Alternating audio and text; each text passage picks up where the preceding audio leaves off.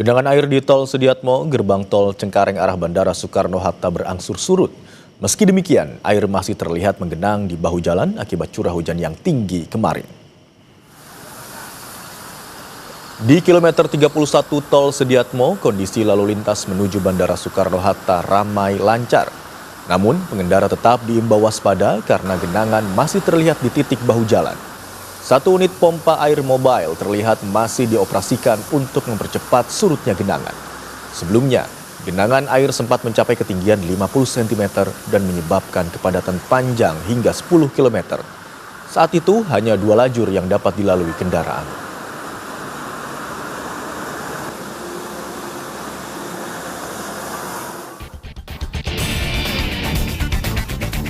Tiga orang tewas diduga tersengat aliran listrik banjir di Cilincing, Jakarta Utara.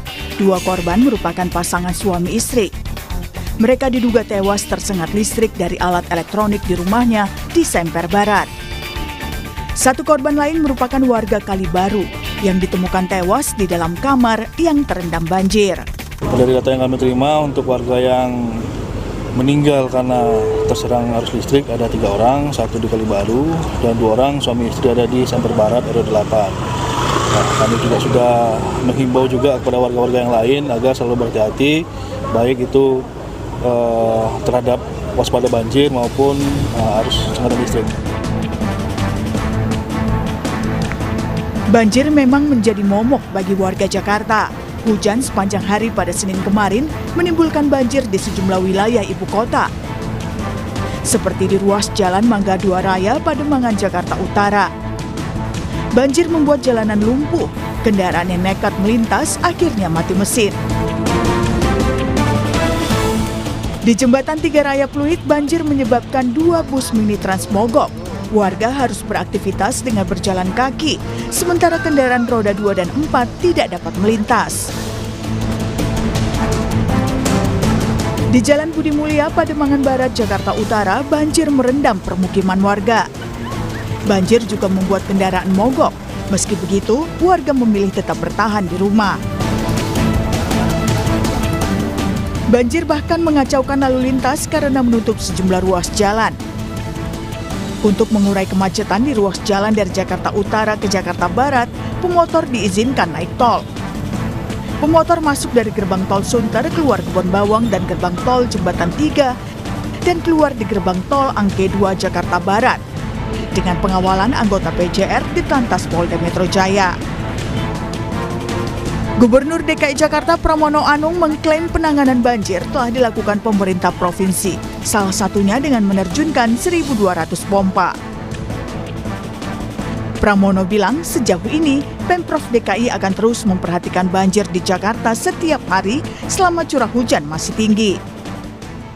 Jadi seperti tadi pagi saya kan ada di Cilangkap, di waduk yang akhirnya saya rubah menjadi waduk Batu Licin.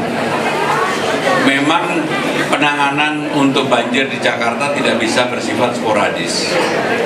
Yang paling utama sekarang ini semuanya kita siagakan, ada 1.200 pompa, kurang lebih 600 pompa yang portable, 600 pompa yang mobile. Dan kalau lihat sekarang curah hujan yang seperti ini, dulu pasti udah genangan di mana-mana. Sekarang ini karena selalu kita siagakan, termasuk sekarang di Ancol memang ada kenaikan permukaan air, langsung kita pompa. Sehingga dengan demikian memang penanganannya harus yang bersifat jangka pendek, jangka menengah. Kalau jangka panjangnya udah terlalu panjang lah untuk dipikirkan. Sehingga dengan demikian itu yang tetap akan kita lakukan dalam penanganan untuk banjir di Jakarta. BMKG memperkirakan cuaca ekstrim dengan curah hujan tinggi masih akan mengguyur wilayah Indonesia, termasuk Jakarta, hingga Februari mendatang. Apa yang harus dilakukan dari sekedar mengandalkan pompa air? Tim Liputan, Kompas TV. Saudara, berikut kami sampaikan perakiraan cuaca di Jabodetabek Selasa 13 Januari hingga Rabu 14 Januari dini hari, mulai pukul 7 pagi hingga pukul 1 dini hari waktu Indonesia Barat, berdasarkan perakiraan Badan Meteorologi, Klimatologi, dan Geofisika atau BMKG. Untuk pagi hingga siang hari, saudara, mulai pukul 7 hingga pukul 1 waktu Indonesia bagian Barat, kondisinya berawan hingga berawan tebal serta berpotensi hujan ringan di Kabupaten Tangerang, Kabupaten Bogor, Kabupaten Bekasi, dan Kepulauan Seribu. Sedangkan untuk siang hingga sore hari, mulai pukul 1 hingga pukul 7 waktu Indonesia bagian Barat, berpotensi hujan sedang di Jakarta Barat, Jakarta Selatan, Kabupaten Tangerang, Kota, dan Kabupaten Bogor. Sedangkan perakiraan cuaca Jabodetabek, saudara, mulai malam hari pukul 7 hingga Selasa 14 Januari pukul 1 dini hari waktu Indonesia bagian Barat, kondisinya berawan dan berpotensi hujan ringan hingga sedang di sebagian wilayah Kepulauan Seribu. Selanjutnya untuk membahas apa langkah Pemprov DKI soal banjir yang melanda kawasan Jakarta dan sekitarnya, kita bergabung dengan staf khusus Gubernur DKI Jakarta, Chiko Hakim. Selamat siang Bang Chiko, dengan Bella di studio. Siang Bella, apa kabar? Bang, kabar baik, Alhamdulillah. Bang Chiko, ini Pak Gubernur mengatakan penanganan banjir dilakukan oleh Dinas Sumber Daya Air DKI Jakarta dan perlu jadi perhatian harian. Dan klaimnya genangan air dapat ditangani dalam waktu yang relatif singkat. Sebenarnya seperti apa upaya yang dilakukan hingga hari ini dan untuk ke depannya seperti apa, Mas Chiko?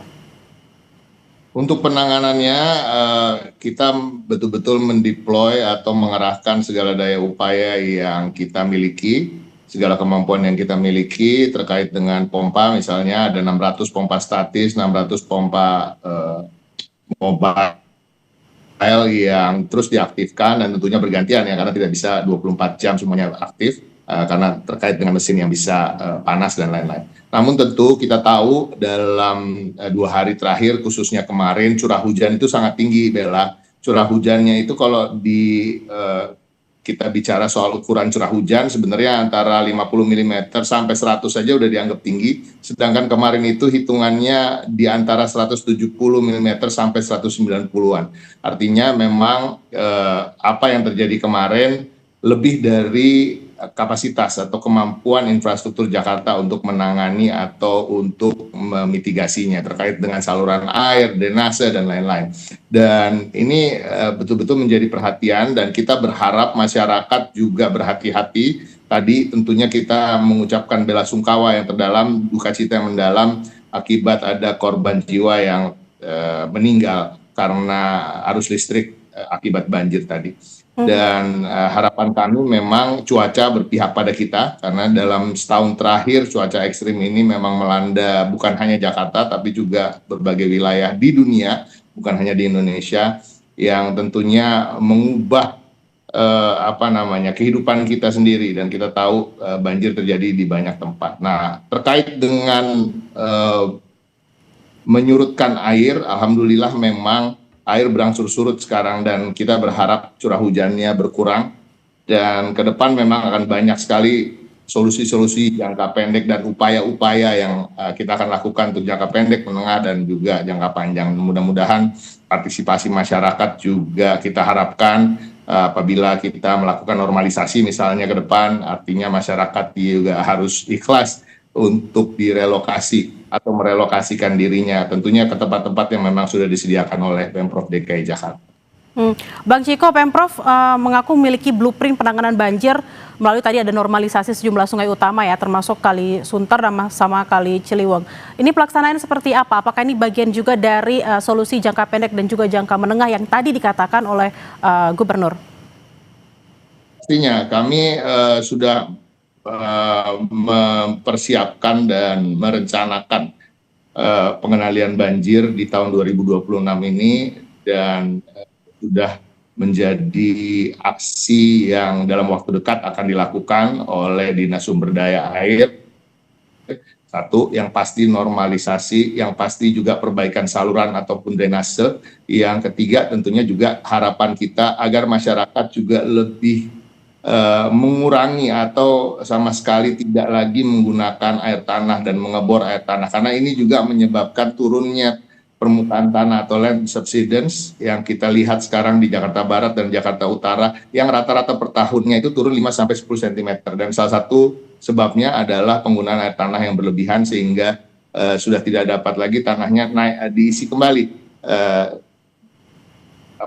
rasio dari pengambilannya dari tanah. Dan harapan kami juga tentunya ini adalah peran Pam Jaya untuk kemudian bisa menyediakan air pump untuk semua dan masyarakat juga mau menggunakan. Dan masih banyak hal lagi tentunya, tapi yang utama adalah normalisasi dan perbaikan saluran maupun drainase. Bang Ciko, kemudian tadi sempat mengatakan soal bahwa ada alokasi anggaran yang besar ya, kurang lebih 3,64 triliun untuk pengendalian banjir dari APBD tahun 2026. Nah, progres proyek-proyek utamanya seperti apa, Bang Ciko? Sekarang baru tanggal 13 Januari Bella tahun 2026, artinya dalam waktu dekat itu akan dilakukan. Karena kita terkait dengan tahun anggaran baru, tentunya anggaran ini di seluruh Indonesia belum cair terkait dengan di tahun anggaran yang baru ini. Mudah-mudahan ketika itu bisa langsung kita terima dan digunakan, langsung akan gaspol Bella untuk melakukan apa-apa yang dianggap perlu, dan khususnya tadi terkait dengan pengendalian banjir.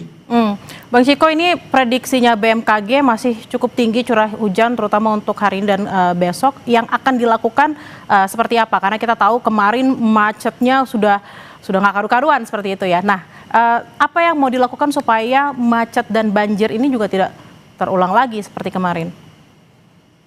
Kalau tidak terulang ya tentunya ini bukan menjadi suatu jaminan Bella, karena tadi ketika curah hujannya memang sudah melampaui batas normal, batas seperti biasanya, tentunya ada kapasitas yang memang belum bisa tertampung atau belum bisa diatasi dengan apa-apa infrastruktur yang kita miliki. Dan ini kita harus tahu bahwa terjadi tahunan, sudah puluhan tahun ketika curah hujan begitu ekstrim, hal seperti yang terjadi hari-hari ini terjadi di tahun-tahun sebelumnya juga. Nah, tetapi tentunya seperti saya sampaikan tadi, Pemprov tidak bisa sendirian dalam memitigasi, dalam mengendalikan, dalam mengelola permasalahan-permasalahan kota ini. Harapan kami tentunya masyarakat juga menahan diri untuk berpergian apabila tidak betul-betul diperlukan atau bukan untuk hal-hal yang penting, untuk tadi menghindari akses-akses jalan yang tertutup akibat genangan dan lain-lain. Dan tentunya modifikasi cuaca juga menjadi salah satu opsi yang akan dilakukan, dan mudah-mudahan berhasil sehingga dalam seminggu ke depan apa yang terjadi kemarin dan sampai pagi tadi tidak akan terulang lagi. Bang Ciko, terkait juga tadi sempat menyinggung soal menahan diri untuk tidak kemana-mana. Apakah memang dari Pemprov juga sudah memberikan anjuran atau surat edaran kepada mungkin karyawan di Jakarta untuk work from anywhere? Seperti itu Bang Ciko? Oh tidak, sama sekali tidak. Artinya ini justru imbauannya ini saya sampaikan di kesempatan ini untuk yang memang kalau untuk bekerja dan sekolah tentunya itu menjadi diskresi atau menjadi hak prerogatif daripada perusahaan atau sekolah-sekolah untuk bagaimana secara bijak bisa memilih, apalagi kalau tempat-tempat kerja atau tempat sekolah itu terhalang aksesnya. Itu kan kami tidak bisa memilah-milah terkait dengan itu. Tapi pada prinsipnya saya lebih menyampaikan pada masyarakat yang memang tidak dalam urusan pekerjaan atau urusan pendidikan, untuk bisa tetap di rumah, dan apabila memang ada genangan tadi untuk menghindari hal-hal yang tidak kita inginkan, mencari tempat yang lebih aman sehingga tidak terjadi apa yang terjadi tadi terkait dengan tegangan arus listrik yang begitu besar dan menimbulkan korban nyawa. Dan bila ada hal yang memang perlu penyelamatan atau perlu dilakukan mitigasi secara cepat, bisa mengontak 112 untuk kemudian meminta Gulkarmat atau penanggulangan dan penyelamatan, atau yang seperti kita ketahui bersama Damkar, untuk bisa datang dan melakukan hal-hal yang dianggap di mana perlu. Bang Ciko, terkait juga soal kejadian yang kemarin di Cilincing, kita sangat prihatin dan menyayangkan ada 3 warga yang meninggal tersengat listrik karena alat elektronik yang terendam banjir. Mengapa di beberapa titik banjir misalnya di Cilincing listriknya masih menyala meski airnya sudah tinggi? Apakah tidak ada pencegahan ketika misalnya air tinggi lalu PLN langsung melakukan pemadaman untuk preventif? Seharusnya ditanyakan ke pihak PLN ya, Mbak Bella ya. Koordinasinya Bang Ciko, maksudnya koordinasinya seperti apa? Tentunya kami berharap PLN atau instansi-instansi lain melakukan hal-hal yang sesuai dengan SOP ketika mengalami atau sedang terjadi hal-hal seperti ini, dan harapan kita ke depan memang semua bisa melakukan tugasnya sesuai tupoksinya masing-masing dengan lebih baik lagi. Bang Ciko, terakhir rencana mitigasi khusus untuk wilayah pesisir seperti Cilincing dan Marunda gitu? Gimana Bella? Sorry, saya ingin menambahkan, termasuk masyarakat tadi, harapannya tentu secara logis kita juga menjaga diri kita masing-masing, karena kita tentunya punya tanggung jawab terhadap keselamatan diri dan juga keluarga, sehingga mencabut semua colokan listrik, mematikan hal-hal yang sifatnya berhubungan dengan listrik ketika rumah kita terendam dan lain-lain. Harapan kita memang untuk tidak terjadi lagi. Gimana Bella, pertanyaan berikutnya? Terakhir soal rencana mitigasi khusus Bang Ciko, terutama untuk wilayah pesisir, ini seperti apa? Wilayah pesisir ini memang cukup unik Bella, karena memang ini adalah campuran dari banjir meluapnya air dari sungai dan juga air rob yang naik, dan mudah-mudahan pompa yang kita kerahkan, dan tadi juga sudah disampaikan, saya rasa di paket sebelumnya, pompa terkait dekat wilayah Cengkareng dan lain-lain, Jakarta Barat dan Jakarta Utara umumnya ya, tidak hanya Cilincing dan sekitarnya, harapan kita memang cepat bisa surut dan bisa dibantu surutnya dengan giat dari pompa-pompa dari Dinas Sumber Daya Air. Dan tetap kembali lagi memang kita juga bergantung pada cuaca dalam 1, 2, 3 hari ke depan. Nah, harapan kita cuaca berpihak pada kita, dan mudah-mudahan modifikasi cuacanya bisa berhasil untuk dilakukan, sehingga cuaca yang kita alami kemarin yang menimbulkan efek genangan yang begitu luas di seantero Jakarta ini bisa dikurangi atau minimal diminimalisir. Kita berharap memang tidak terjadi lagi banjir dan juga kemacetan seperti yang terjadi kemarin, dan juga ada sekali lagi kita turut berduka cita atas apa yang terjadi di Cilincing, ada 3 warga yang meninggal akibat tersengat listrik. Terima kasih atas perbincangannya siang hari ini, staf khusus Gubernur DKI Jakarta Ciko Hakim. Selamat beraktivitas kembali. Terima kasih Bella.